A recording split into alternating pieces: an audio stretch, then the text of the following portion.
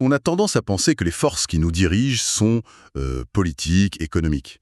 Mais il y a une dynamique bien plus intime, presque souterraine, qui modèle nos vies. Celle du pouvoir, de la domination. Ça peut s'installer dans un couple, au travail, en famille. Et souvent, on ne voit rien.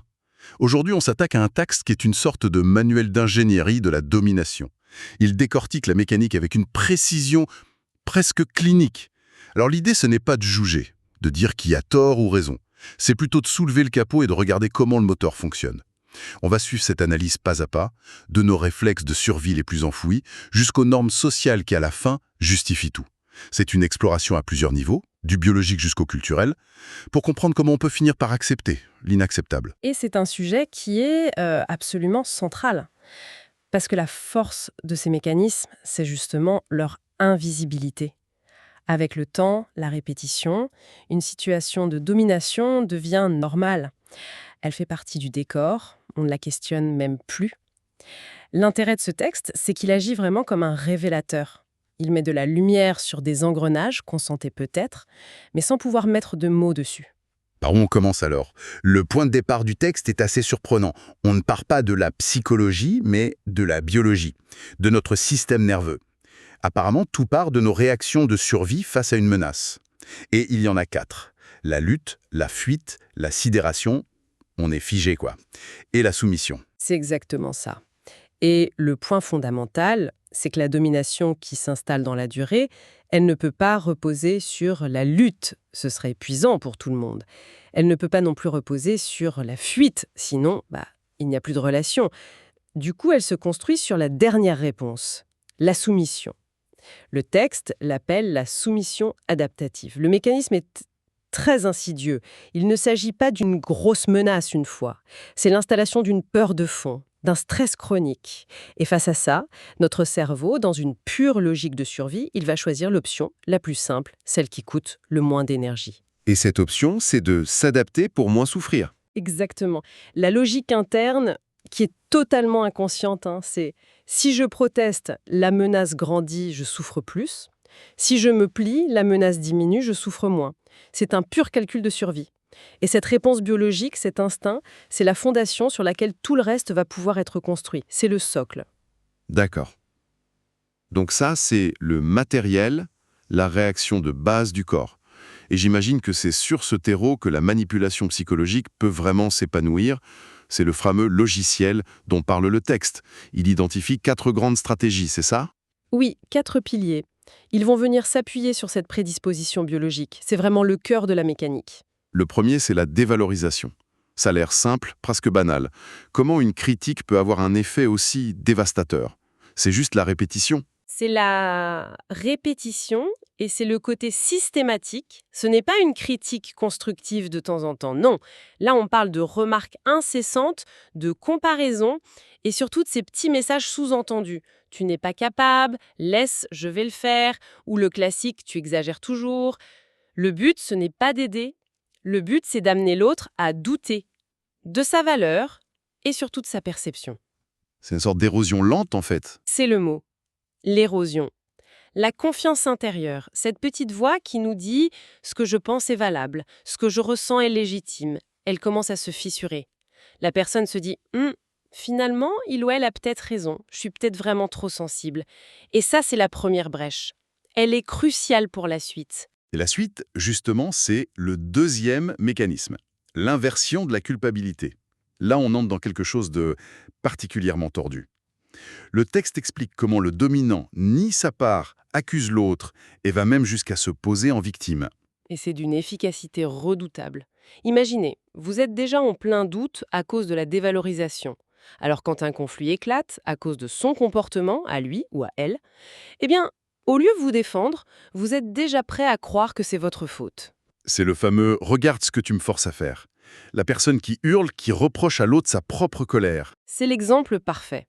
Et la personne dominée, elle intègre le reproche. Elle se dit « si seulement j'avais été plus calme, il ou elle n'aurait pas crié ». Du coup, elle entre dans une quête sans fin pour mieux faire, pour anticiper, pour apaiser. Et ça renforce l'emprise. Elle devient, sans le voir, la complice de sa propre pression. Le troisième mécanisme est peut-être encore plus troublant, le gaslighting, la désorientation mentale. Le texte donne des exemples qui font froid dans le dos. Nier des faits évidents, minimiser les émotions de l'autre. Mais est-ce que c'est toujours conscient, ça? C'est purement machiavélique ou la personne finit par croire à sa propre version? C'est une excellente question. Le texte ne tranche pas complètement, mais il suggère que ça peut commencer comme une stratégie et que le dominant peut finir par s'enfermer lui-même dans sa propre version de la réalité. Mais pour la personne qui subit, le résultat est le même. C'est une attaque contre les fondations de sa réalité. Si la personne en qui vous avez le plus confiance vous dit « Mais non, j'ai jamais dit ça, t'as rêvé » ou « C'est toi qui es folle », alors que vous êtes sûr de ce que vous avez vécu, qui vous allez croire? Au bout d'un moment, on doit finir par se croire moins soi-même que l'autre. Précisément. Les repères internes s'effondrent. Les sens, la mémoire, les émotions, tout devient suspect. Et c'est là que s'installe la pensée qui est le but final de la manœuvre. Peut-être que le problème, c'est vraiment moi. Et à partir de là, la lutte n'est plus contre l'extérieur, mais contre soi-même. C'est terrifiant et pour boucler la boucle, si je puis dire, il y a un quatrième mécanisme qui vient tout verrouiller, la récompense intermittente. Ce fameux chaud-froid. Oui, une alternance complètement imprévisible. Des moments de rejet, de critique, de silence. Et puis, soudain, un moment d'affection, un compliment, une validation. C'est fou. En lisant ça, j'ai tout de suite pensé à une machine à sous, ou même aux notifications sur nos téléphones. On ne sait jamais quand la récompense va tomber, et c'est ça qui nous rend accros. Le parallèle est parfait, et le texte l'utilise. Cette imprévisibilité, ça crée une dépendance émotionnelle beaucoup plus forte qu'une méchanceté constante. S'il n'y avait que du négatif, la personne finirait par partir. Mais ces miettes de gentillesse, ça ravive l'espoir. On s'accroche en se disant « Tu vois, au fond, il ou elle est gentil. C'est juste une mauvaise passe. » Et on se met en quête de la prochaine récompense. L'espoir, paradoxalement, devient le maillon le plus solide de la chaîne. D'accord. Donc, on a ces 4 mécanismes qui se jouent dans la psychologie de la personne. Mais ça ne reste pas juste dans la tête, j'imagine. Ça doit transformer la relation elle-même, non? Absolument. On passe de la psychologie à l'architecture de la relation. Le texte souligne 3 déformations majeures. La première, c'est la symétrie du pouvoir. La relation n'est plus en dialogue, c'est un monologue. Il y a celui qui décide et celui qui s'adapte. Le deuxième point, c'est l'isolement. Ça, on l'entend souvent. Le dominant qui critique les amis, la famille. C'est une stratégie clé. Il faut couper la personne de tout miroir extérieur. Un ami, un parent. C'est quelqu'un qui peut dire « Attends, ce que tu me racontes là, ce n'est pas normal ». En discréditant l'entourage, le dominant s'assure que sa version de la réalité est la seule qui existe. Le gaslighting est bien plus efficace en vase clos. Il devient le seul reflet, en fait. Et le troisième point, c'est le conditionnement au silence. C'est la conséquence logique. La personne apprend, par l'expérience, que s'exprimer, dire un besoin, un désaccord, ça mène au conflit, à la punition. Alors pour survivre, pour avoir la paix, elle se tait. Et ce silence, ce n'est pas de la faiblesse. C'est une stratégie de survie active, apprise pour moins souffrir. C'est fou de voir comment tout s'emboîte. Mais une relation, ce n'est pas dans une bulle. Est-ce que la société, notre culture joue un rôle là-dedans? C'est le dernier niveau de l'analyse et il est essentiel. La culture ambiante peut être un vrai terreau. Le premier mécanisme social, c'est la normalisation. Une injustice devient normale à travers les traditions, les stéréotypes de genre, l'homme fort, la femme douce ou les hiérarchies au travail. Et là, on entend la phrase qui tue tout. C'est comme ça, hein. On a toujours fait comme ça. Hein. Et l'injustice n'est plus choquante. Ça devient juste un fait. Et ça s'appuie sur ce que le texte nomme l'autorité non questionnée. La parole du chef, du médecin, du parent est vue comme une vérité. Exactement. Et la conclusion de cette partie est très puissante. Tous ces conditionnements nous apprennent à déléguer notre pouvoir intérieur, c'est-à-dire notre capacité à juger par nous-mêmes, notre intuition. On apprend qu'il est plus sûr de faire confiance à une autorité extérieure, un expert, une règle, une institution, qu'à sa propre boussole interne. C'est le climat idéal pour que la domination prospère sans résistance. On a le tableau complet de cet édifice maintenant, de la biologie jusqu'au social. Et la question c'est, pourquoi ça tient? Pourquoi des systèmes aussi toxiques persistent-ils si longtemps? C'est le grand paradoxe. Et la réponse du texte est déroutante. Ces systèmes tiennent parce qu'ils offrent quelque chose en retour. Même s'ils sont destructeurs, ils donnent une illusion de sécurité. Un cadre. Un cadre connu, familier, même s'il est douloureux. Et le texte résume ça par une phrase qui est absolument glaçante. Le cerveau préfère parfois une souffrance familière à une liberté incertaine. Waouh! C'est terrible cette phrase. Ça change toute la perspective.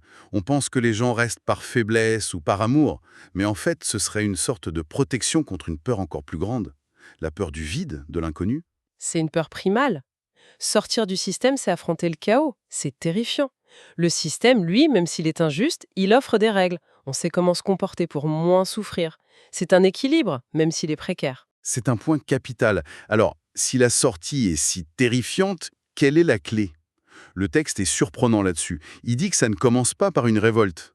Non, car une révolte frontale, dans cet état de fragilité, risque juste de réactiver la peur et de renforcer le cycle. La solution proposée est beaucoup plus intérieure, presque silencieuse au début. Elle commence par la réappropriation de sa propre perception. C'est un acte de validation de soi-même. Mais comment on fait concrètement quand tout a été saboté pendant des années? On commence par où? Le point de départ, c'est de se reconnecter à ce qui ne ment pas. Le corps, les sensations, le cœur qui s'accélère, la boule au ventre, ce sont des signaux que le mental a appris à disqualifier. La première étape, c'est de s'autoriser à les ressentir et à leur faire confiance. De se dire « Ok, ma tête est embrouillée, mais mon corps me dit que quelque chose ne va pas ». Ensuite, il s'agit de légitimer ses émotions. Se donner le droit de ressentir ce qu'on ressent. Le point de bascule, le vrai début de la libération, c'est ce moment où la personne peut se dire, au fond d'elle et le croire vraiment, « Ce que je ressens est valide ». On a fait tout un parcours là. On est parti d'une réaction de survie de notre système nerveux pour arriver à cet acte de reconquête intime. Le fil rouge, en fait, c'est la perte, puis la reconquête de la confiance en sa propre perception du réel. C'est tout à fait ça. La domination ne s'effondre pas par la force, mais par cet acte interne de souveraineté. C'est un changement radical de focus. On arrête de chercher la vérité à l'extérieur pour la retrouver à l'intérieur. En restaurant cette autorité intérieure, c'est tout l'édifice de la domination qui commence à s'écrouler. Et ça me laisse avec une dernière question, une pensée pour la suite. Ce texte se focalise sur la sortie individuelle. Mais si la clé, c'est de valider sa propre perception, de faire confiance à son ressenti, ça m'interroge sur nos sociétés. Dans quelle mesure nos systèmes, l'éducation, les médias, nos entreprises, nous encouragent vraiment à faire confiance à ce ressenti intérieur? Ou est-ce qu'au contraire, ils nous entraînent plus ou moins subtilement à toujours le déléguer à une autorité extérieure? C'est une question qui reste ouverte.